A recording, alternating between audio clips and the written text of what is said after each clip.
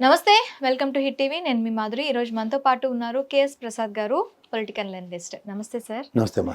Sir, ఆడదాం ఆంధ్రాలో 400 కోట్ల స్కామ్ జరిగింది అని చెప్పి టీడీపీ ప్రభుత్వం, గత ప్రభుత్వమైన వైసీపీ ప్రభుత్వం మీద ఒక ఇలిగేషన్ అయితే వేసింది. ఇది నిజంగా 400 కోట్ల స్కామ్ జరిగిందా? ఈరోజు ఆడదాం ఆంధ్ర వైసీపీ తీసుకొచ్చింది కాబట్టి దాన్ని టీడీపీ ఎంకరేజ్ చేయని విధంగా దాన్ని తొక్కేసే అవకాశాలతోని ముందుకెళ్తోందని చెప్పి కూడా ఒక నానుడు ఉంది. దీని గురించి ఏం చెప్తారు అసలు?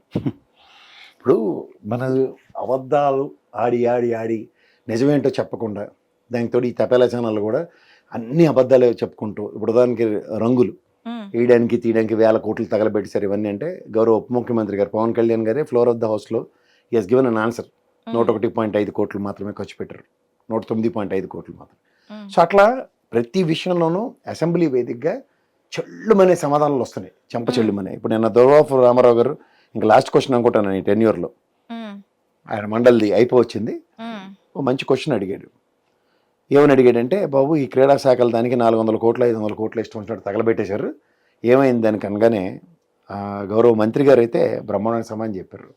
దీనికి 119.19 కోట్లు మాత్రమే ఖర్చు పెట్టారు, విత్ యాక్యురేట్ ఫిగర్స్తో వాళ్ళకి సంబంధించిన పరికరాలు ఏవైతే కొన్నారో అవన్నీ కాగ్ రిపోర్ట్ త్రూగా టాలీ అయ్యిందని చెప్పి సమాధానం ఇచ్చారు.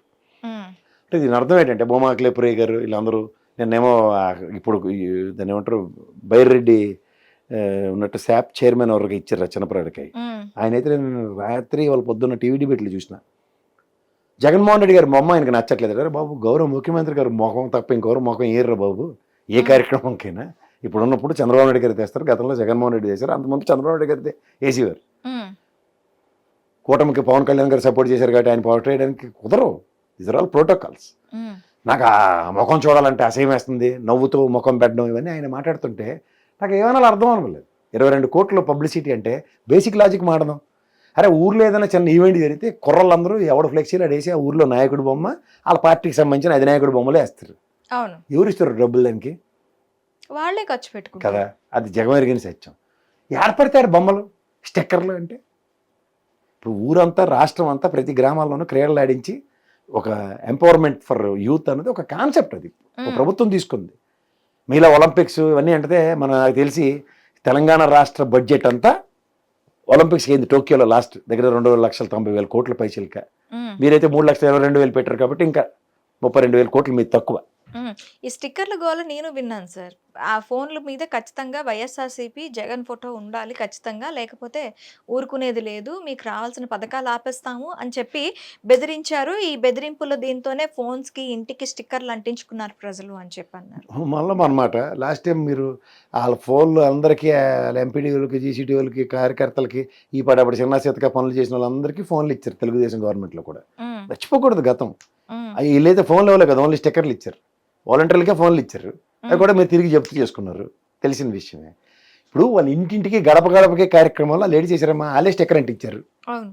అవునా కదా, వాళ్ళ పార్టీ కార్యక్రమం కింద మేము ప్రభుత్వం చేసిందని చెప్పి స్టిక్కర్ అంటించారు, వాళ్ళే అప్పుడు ఇచ్చారు ఇంటికి స్టిక్కర్లు. నచ్చినోడు అంటించుకున్నాడు, నచ్చినోడు పీక అవతలు వేసుకున్నాడు. వీడికి చిరంజీవి గారు సినిమా అంటే ఇష్టం, ఇంట్లో చిరంజీవి గారు బొమ్మ పెట్టుకుంటే తప్పే ఉంది. అలాగే ముఖ్యమంత్రి నీకు నచ్చితే ఫోటో పెట్టుకో. వైఎస్ఆర్సీపీ కార్యకర్తలు అందరూ, నాకు తెలిసిన వాళ్ళందరూ ఫోటోలు వెనకాల అంటించుకున్నారు, కారుకి స్టిక్కర్లు అంటించుకున్నారు. అది their own interest, government pressure పెట్టలేదు. ఎవరు మీకు రోజు మీకు ఏమైనా కత్తెట్టిందా, నువ్వెందుకు పెట్టుకోలేదు, ఎవరన్నా ఆపారా? అదే చెప్తున్నాను, ఈ ప్రోపగాండా, బ్యాడ్ ప్రోపగాండా అన్న కాన్సెప్ట్లో ఏది పడితే అది మాడేసుకుంటే వెళ్ళిపోవచ్చు అనుకున్న దగ్గర 400 కోట్లతో మొదలెట్టారు. భూమా అఖిలేపురయ్య గారు 120 కోట్లు అంటే కాదమ్మా 119.19 కోట్లని సమాధానం కూడా వచ్చింది. ఇందులో మిస్యూటిలైజేషన్ అంటే నాకు తెలిసి ఐపీఎల్కి చెన్నై సూపర్ కింగ్స్కి మా విజయనగరం డిస్ట్రిక్ట్ అలమండ్ రోడ్ గెలిచి సెలెక్ట్ అయ్యాడు. నాకు తెలిసి 2-3 ఐపీఎల్ ఆపర్చునిటీస్ వచ్చాయి. మిగిలిన క్రీడల్లో ప్రతిభా పాట వాళ్ళని బట్టి ఆపర్చునిటీస్ ఆర్ వైడ్. యువతలో ఒక నైపుణ్యాన్ని, యువతలో ఉన్న క్రీడా స్ఫూర్తిని వెలికి తీయటమే దీని ముఖ్య ఉద్దేశం. ఇప్పుడు పేరు ఏదైతేనేమా, నాకు తెలిసి నేను కూడా చిన్నప్పుడు క్రికెట్ ఆడినప్పుడు, లేకపోతే షటిల్ ఆడినప్పుడు గ్రిక్స్ ఆడాను. అప్పుడు గ్రిక్స్ అని పేరు పెట్టారు నేషనల్ టోర్నమెంట్లో. ఇవి గ్రిక్స్ ఆడి వచ్చాము వాళ్ళం. ఇప్పుడు దానికి ఆడుదాం ఆంధ్రాకి వెళ్ళి వచ్చామంటారు. ఒక్కొక్క టెన్యూర్లో ఒక్కొక్క పేరు ఉంటుంది దానికి. ఏం చేయాలి దానికి? ఒలింపియాడ్ అని ఉంటుంది, చెస్ కాంపిటీషన్. ఒలింపియాడ్ మేము స్టేట్ రిప్రజెంట్ చేసి వచ్చాం. అవన్నీ చెప్తుంటే ఎలా ఉంటాయంటే ఇప్పుడు మా టైంలో యూత్ ఫెస్టివల్స్ ఉండేవి. ఉండేవి ఏముంటాయి అవే అదేంటిది అలాంటి యూత్ ఫెస్టివల్ పెట్టరేటి దానికి పేరు ఉండాలి కదా అంటే ఆడదాం అందరూ ఆడలు పిల్లలందరితో ఆడించే కార్యక్రమం ఆడుకుందరు ఆరు సాయంత్రం అని పదాలు ఉంటాయా అది లేదండి. ఇవాళ ఒక టోర్నమెంట్కి వెళ్ళి ఆడుకుందాం అని పిల్లలు ఏమైనా మాడుకుంటారు. నానుడి ప్రజల్లో ఉన్న నానుడి పదాలతోనే ఒక కార్యక్రమం డిజైన్ చేస్తే తప్పు అంటే ఏం చెప్పాలా? దీనికి రోజా గారు అరెస్ట్ ఎందుకంటే వీళ్ళు ప్రీ డిజైన్ ప్రోగ్రామ్ రేవ్ చేశారు. ఫ్రాడ్ జరిగిపోయింది 400 కోట్లు రోజమ్మ ఎంతో డబ్బులు తినేసింది.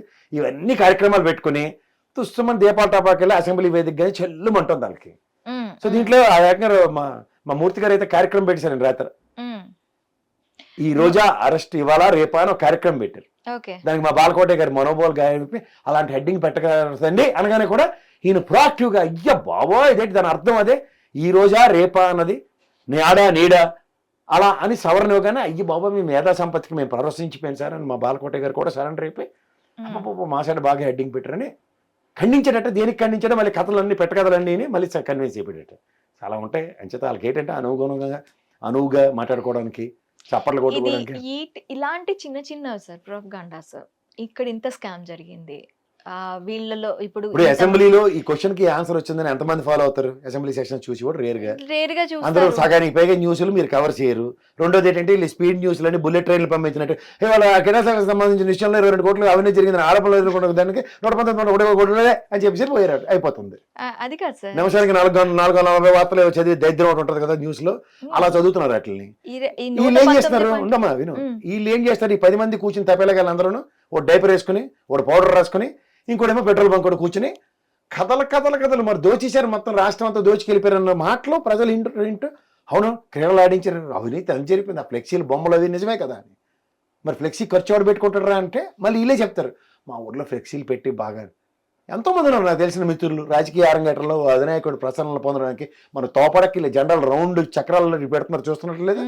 ముఖ్యమంత్రి గారి దృష్టిని ఆకర్షించడానికి లేదా గవర్నర్ గారి దృష్టి లేదా కేంద్ర ప్రభుత్వం నుంచి ఎవడన్నా వచ్చినోడికి ఎవరు పెడతారు అవన్నీ?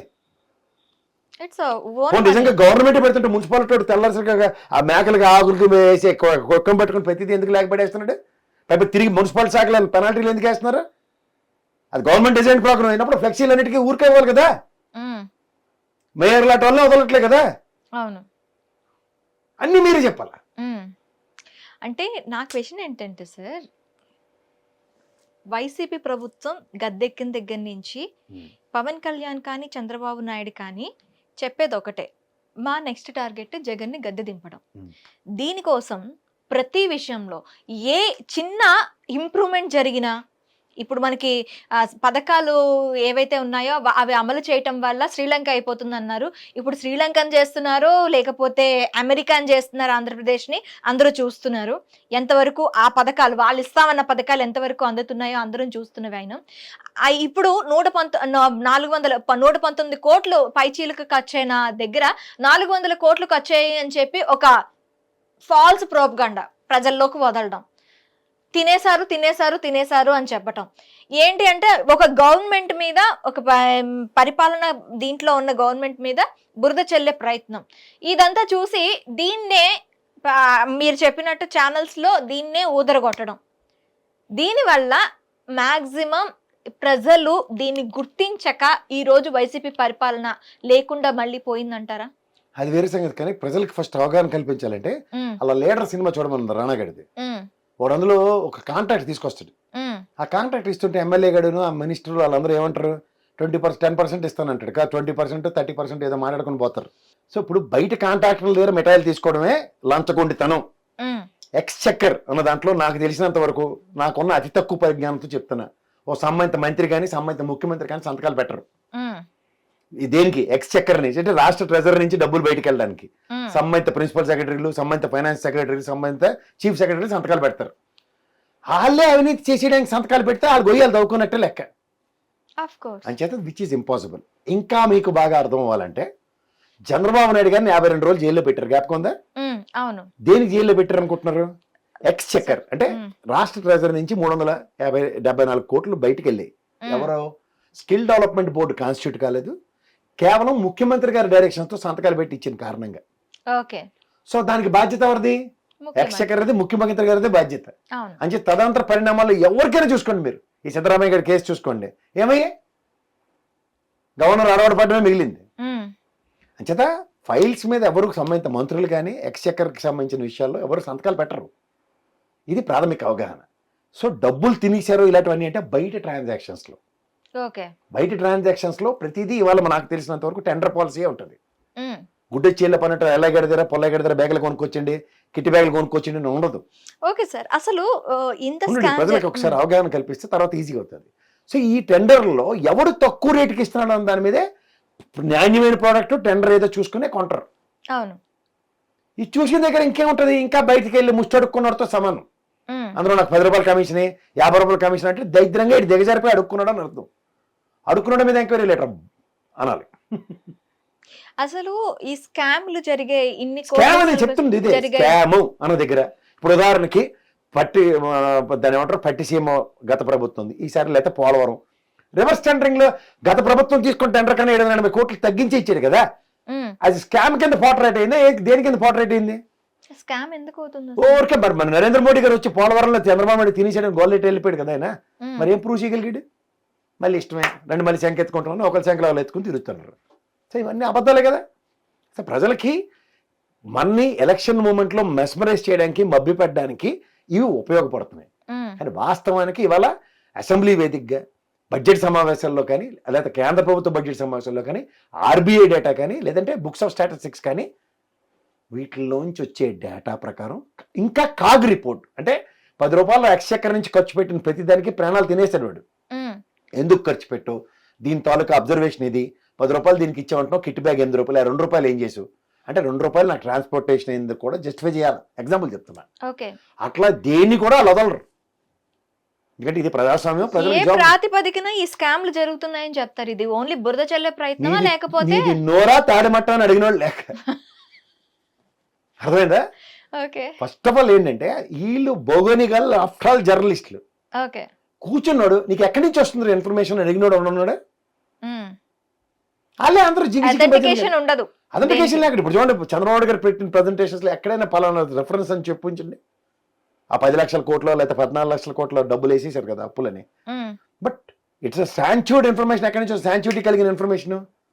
ఆర్బీఐ కేంద్ర ప్రభుత్వం ప్రవేశపెట్టిన బడ్జెట్ లో ఖచ్చితంగా వాళ్ళ ఎఫ్ఆర్బిఎం లిమిట్లకు లోబడి తీసుకున్న అప్పే కదా. పైపచ్చి కేంద్ర ప్రభుత్వం ఆధీన సంస్థల నుంచి కాకుండా ఎక్కడ ఎల్లయ్య పొల్లయ్య గారు అమెరికా గారి దగ్గర నుంచి చేపదులు తెచ్చుకుంటా ఉంటే ఏ రాష్ట్ర ప్రభుత్వానికి ఒప్పుకోరు. సంబంధిత బ్యాంకు ఇప్పుడు వరల్డ్ బ్యాంకును ఏషియన్ మార్కెంటైల్ బ్యాంకే కదా అమరావతికి ఇస్తుంది లోను.